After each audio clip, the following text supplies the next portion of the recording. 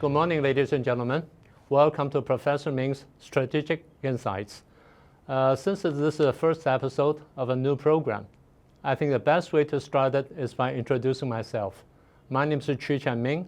I'm a professor emeritus of the Political Science Department, National Taiwan University. For the past 30-some years, I've been doing research and teaching courses in fields like Chinese politics, namely PRC politics, foreign policy of the PRC, and cross-Taiwan Strait relations, international relations. Over the years, I've been offering courses like political parties and party system and voting behavior, and foreign policy of the United States, foreign policy of the Soviet Union, and so on and so forth. I've been retired for several years. Now I'm starting a new program as my second job. Since this is a new program, I think I'll start with a very popular subject, which is the U.S.-PRC relations or U.S.-China relations.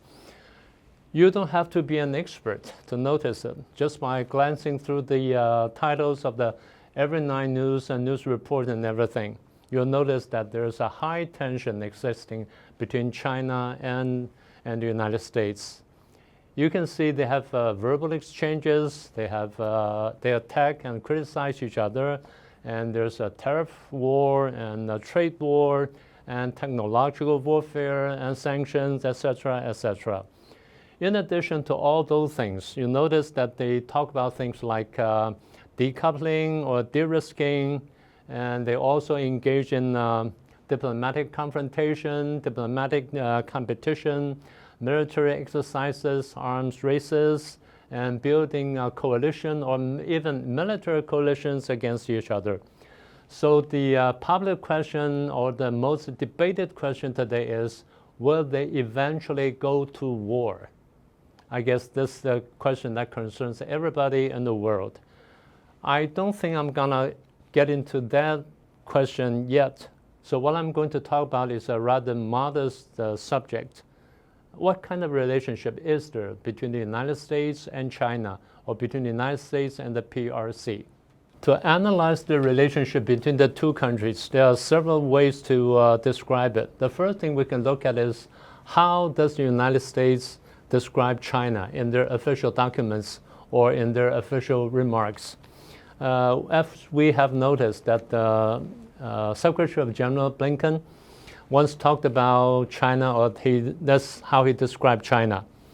He says, quote unquote, China is the only country in the world that has the economic, diplomatic, military, and technological capabilities which constitute major challenge to a stable and open international society, quote unquote.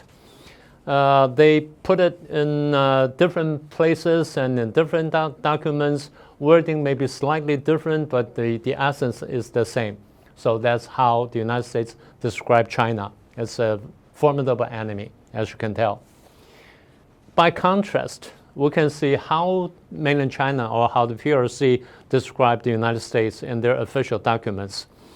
There are several ways to do it. No, we have located many documents, but I guess the easiest one is one issued by the Foreign Ministry of the PRC. In February the 20th, 2023, namely last, they published an article which entitled United States Hegemony, Arbitrariness, Bullying, and Its Detriment, which was widely circulated and reprinted in all the major medias in China. So that means it's an official statement, and that's the official position. They describe the United States hegemony in 5 different aspects: political hegemony, military hegemony, economic hegemony, technological hegemony, and lastly, cultural hegemony. You may wonder how they come up with all these 5 categories of hegemony of the United States. First, talking about the political hegemony, they say, quote unquote, the United States exports and imposes their democracy, human rights, value or moral codes, or even political system to other countries. United States interfere into other countries' domestic affairs. They use slogans like Monroe Doctrine, Color Revolution, or even Arab Spring to do that. So that's first thing, the political hegemony. And the second one is the military hegemony. They say, quote unquote, the history of the United States is filled with violence and expansion. Since their independence in 1776, United States used military force to expand constantly. They slaughtered the Indians, they invaded Canada, they started the war against Mexico, war against Spain, and they annexed Hawaii. Ever since World War II, United States incited or started wars in Korea, Vietnam, the Gulf area, Kosovo, Afghanistan, Iraq, Libya, and Syria. And there's more to it. Annually speaking, United States, or averagely speaking, United States spend $700 billion US annually in its military expenditure. It takes up 40% of the world total expenditure, and which is surpassing the sum of number 2 to number 16, including China. Number 2 and number 16, and that's a lot of money. And currently, the United States has about 800 military bases all over the world. And the United States stationed more than 173,000 armies and soldiers in 159 countries. And that's what they call the military hegemony. Okay, so much for the military hegemony. Thirdly is the economic hegemony. They say after World War II, by establishing the Bretton Woods system, the IMF, World Bank, and the Marshall Plan, United States established an international monetary system with United States dollar, with US dollar as its core. Thereby, United States infiltrate, manipulate, exploit, and loot the economic benefits or economic fruits of all other countries in the world. In short, United States is a vampire. And that's the economic hegemony. And fourthly, technological hegemony. In the area of high technology, United States monopolize and suppress and block and contain the economic and technological development of all other countries in the world. And it's all done by the name of protection of intellectual property rights.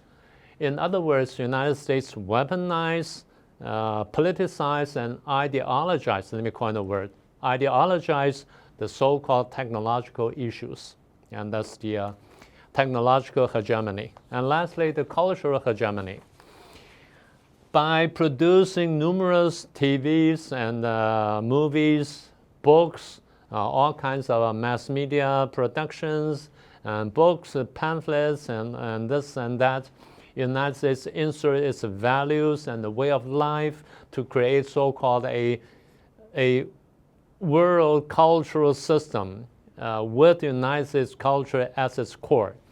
So again, they said United States weaponize, politicize, and ideologize the cultural area. That's how the United States is described by the PRC and its official propaganda.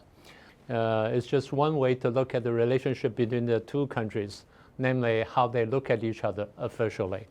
There are so many other ways to describe their relations, but eventually we have to come down to the one last question, namely how do we look at their relations in terms of international relations?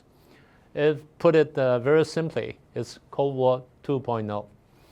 By Cold War 2.0, that means we have to contrast it with a hot war. In the international relations, a hot war, means we actually use military forces. We shoot bullets and we shoot rockets, missiles, and we bombard other countries' territory, kill their people, and attack their military bases, sink their ships and down their airplanes and things like that. And what do we mean by Cold War then? That means without resorting to actual military forces, but we employ all other measures and ways and means to bring down our opponent. And that's what we mean by Cold War. Just think of what happened between the United States and Soviet Union for the past half a century. Then you understand what a Cold War means. So to fight a Cold War means we're afraid of a hot war. Why do we afraid of a hot war? Because, well, it's very costly for a major country or for a big country or what we call a major power to engage in a hot war, because it's very costly, no matter it's in terms of economy, finance, or even actual human lives. So people try to avoid hot war unless it's absolutely necessary. And the second reason for the major country or the major nations to avoid a hot war is because the emergence of nuclear capabilities or nuclear bombs. Nuclear bomb is so devastating because we don't know what would happen eventually if we actually go to a nuclear warfare. So that's really unimaginable. But anyway, that's basically how we look at the relationship between the United States and China currently. And one last thing, or one last factor that condition their relationship is because of their economic interdependence. We're going to talk about this subject in detail in the future program. In summary, as we see it, no matter whether the United States or a PRC will admit it, we consider the relationship between the two countries is no more, no less Cold War 2.0. So we have covered a lot of material today. We're going to talk about other subjects and other related subjects in details in the following programs. And let's call it for a day. We'll see you next time. Thank you.